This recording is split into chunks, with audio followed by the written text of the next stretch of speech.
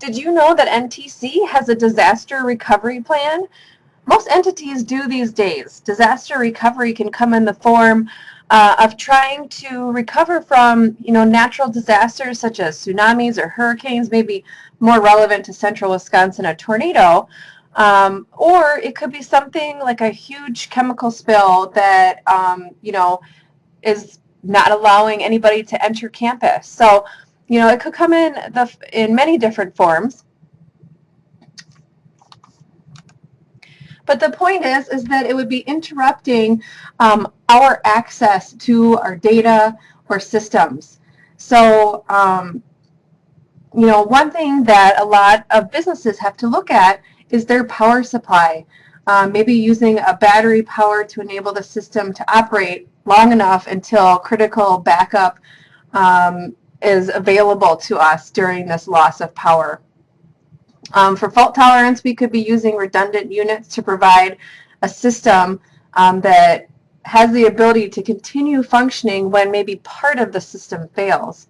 A lot of businesses have gone to virtualization or cloud computing where all the backup data and applications are actually off-site. So a natural disaster in central Wisconsin wouldn't shut down the system if everything is running off the cloud. So how do we start as being a step ahead of the process? Well, it really does start with business continuity management.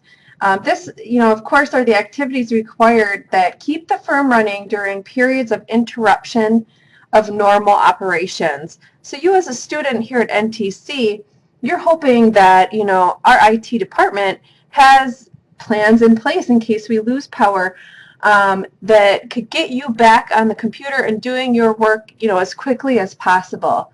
So that's what we're talking about. And within business continuity management is disaster recovery planning. Okay, and these are significant events that threaten a firm's operations. And just having procedures to ensure that in significant events, the firm can resume its operations if they should happen.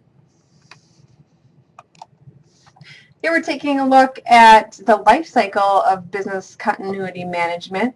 We've got right in the center, and here we're showing it as kind of an ongoing cycle. Again, this isn't just something that your organization should do and then put on the shelf. It really should be embedded into the organization's culture. So first we'll understand the organization. We can determine some business continuity management strategies, develop and implement a business continuity management response, and then we have maintenance and review and even exercises to ensure that if we had to, we'd be able to get the system back up as soon as possible and get people working. When I worked here in town for an organization, our business continuity management really focused on, what if, we had a natural disaster, maybe a chemical spill off of the highway that made it so that we couldn't get to our main facility.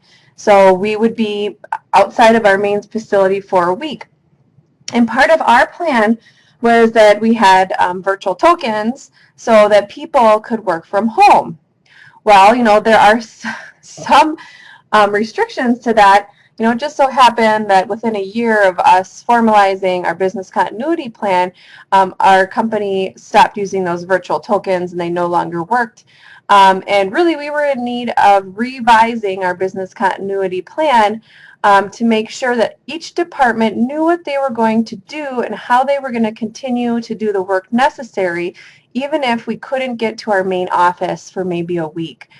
So that's just an example here locally of, where you get started with a business continuity plan. What type of things do you need to think about?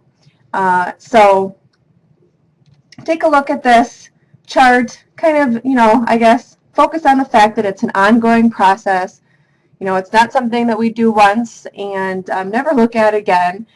Things change so quickly, and we have to make sure that everybody is on board and everybody knows what they're going to do in that type of situation where we possibly don't have access.